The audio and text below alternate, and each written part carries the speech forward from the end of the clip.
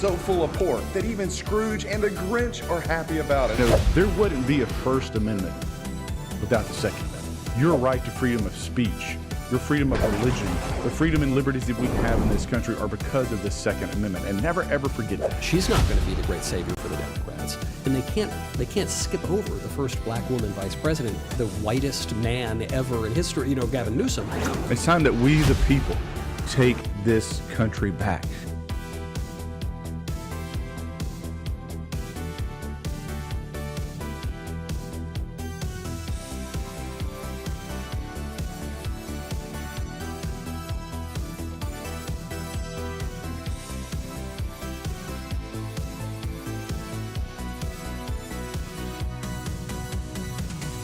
And if you try to transition a child, you are guilty of child abuse, and every doctor, every nurse, every clinician that is helping that is culpable in that crime. This thing is so full of pork that even Scrooge and the Grinch are happy about it. No, there wouldn't be a First Amendment without the Second Amendment. Your right to freedom of speech, your freedom of religion, the freedom and liberties that we have in this country are because of the Second Amendment. And never ever forget that. She's not going to be the great savior for the Democrats. And they can't skip over the first black woman vice president with the whitest man ever in history, Gavin Newsom. It's time that we, the people, take this country back.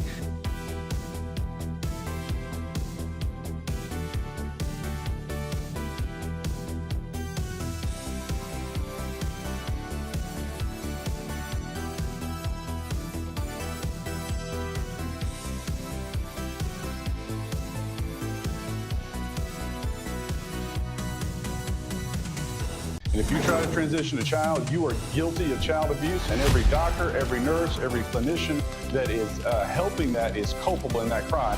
This thing is so full of pork that even Scrooge and the Grinch are happy about it. No, there wouldn't be a First Amendment without the Second Amendment. Your right to freedom of speech, your freedom of religion, the freedom and liberties that we have in this country are because of the Second Amendment. And never ever forget that. She's not going to be the great savior for the Democrats. And they can't skip over the first black woman vice president with the whitest man ever in history, Gavin.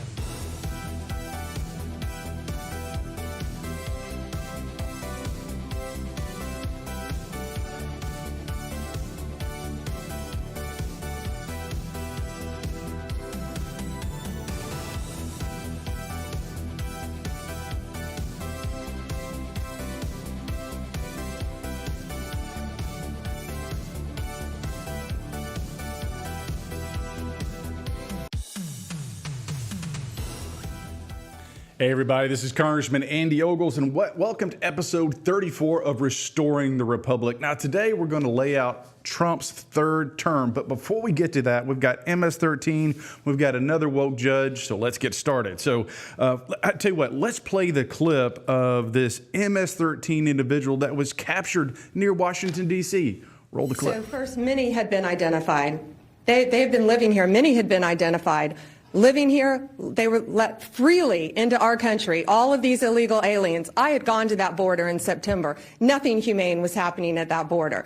Passports stacked everywhere, from every country you can imagine. People freely walking across our borders, fighting age men coming into our country. And this is the result of Joe Biden's open border policy.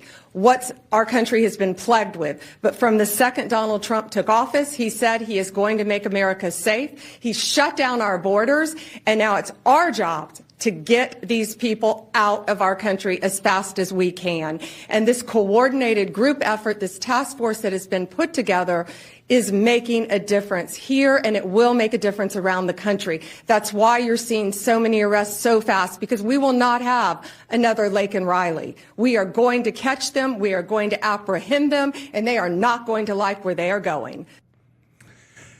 So that's the reality of the situation, the implication of Joe Biden's failed policies, both foreign and domestic. But, the southern border was wide open. So you have individuals who are identified as MS-13 literally living like 30 minutes from here, near the capital of the United States of America. So this is unacceptable. So kudos to Pam Bondi.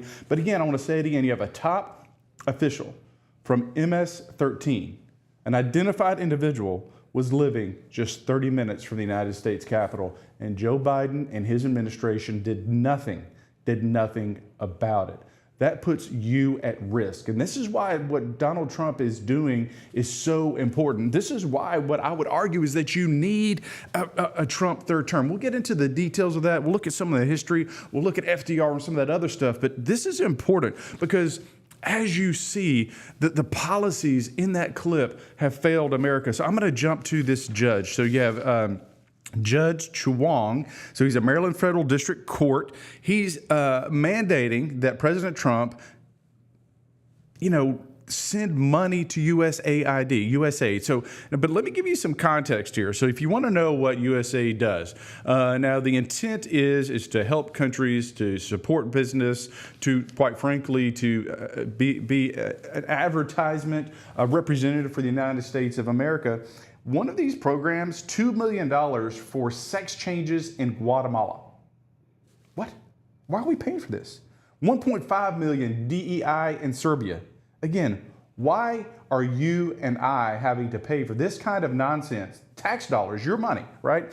And then $47,000 for a transgender opera. I mean, this kind of nonsense has got to stop. There was this transgender comic book that cost a lot of money that was peddled in Peru. And by the way, this is a country that isn't buying into this mental illness of the transgender movement, right? And so what you have is this situation where that's representing America and Central South America and Africa and all over the world, and countries that don't agree with those policies, right? And so it's no wonder that you see some of these countries saying, well, you know what? We don't get or appreciate that, so we're going to align ourselves more closely with China. So that's why, again, Biden's policies, the ramifications of Biden's policies has had a huge impact. And it's going to take some time to unwind and repair. But this activist judge is requiring that those types of monies be spent. And obviously, I would encourage the Trump administration to stand its ground, to fight this, to appeal it. But is why I have articles of impeachment against this judge. This is a judge who has a long history of literally being a Democrat activist, okay? Now keep in mind, on his or her personal time, a judge has a right to be an activist, yeah? But not at the bench. So once they put on that robe, they swore an oath to uphold the Constitution and the law of the land. The president has certain constitutional rights. It's clearly defined in the articles. And that being said, this judge is trying to act like a legislative body, trying to act like Congress and defy the president, and that's not acceptable. So let's get the task at hand, right? You have Trump's you have the 22nd Amendment. So I have a bill that would amend the 22nd Amendment and would allow, if you have a president who has served two non-consecutive terms, so that's only happened twice, by the way. Grover Cleveland, which was 22, he was the 22nd and 24th president, I do believe. You obviously have Trump, 45 and 47. But if you serve two non-consecutive terms, you would be eligible to serve a third term. And so why? So let's look at history when it comes to Donald Trump. He was elected president, he ran again, and he lost. The United States elected Joe Biden, overwhelmingly regretted that decision. Donald Trump won the popular vote. He won the Electoral College. He won every battleground state. I expect that we'll continue to see gains at the ballot box and the electorate. But that being said, so now he should have the right, the ability to go before the American people and say, all right, I've served this second term. I'm trying to fix what my predecessor broke. And so should I get a third term? Now, keep in mind, this is a long process. It has to pass the House, has to pass the Senate, then has to be ratified by the state. So it's an uphill battle. It's a heavy lift. But play the clip from Steve Bannon, because I want you to see what Steve Bannon has to say about it. Firm believer that President Trump will run and win again in 2028. So I've already endorsed President Trump. A man like this comes along once every century if we're lucky. We've got him now. He's on fire, and I'm a huge supporter. Want to see him again in 2028. So, and obviously, what was initially thought to be kind of a crazy idea, or perhaps even pandering, is now hitting the mainstream of people recognizing that this is a momentous point in history. So as you look through that timeline of history, you can point to those moments in time that really matter, that were significant in that it changed or corrected the course of our country, right? And Obamacare would be one of those moments in time where something changed, that it was impactful to our country and, quite frankly, the way healthcare was run. But you're going to have another pin in that timeline when it comes to Donald Trump. So What you have here is a moment in time that comes along once in a century.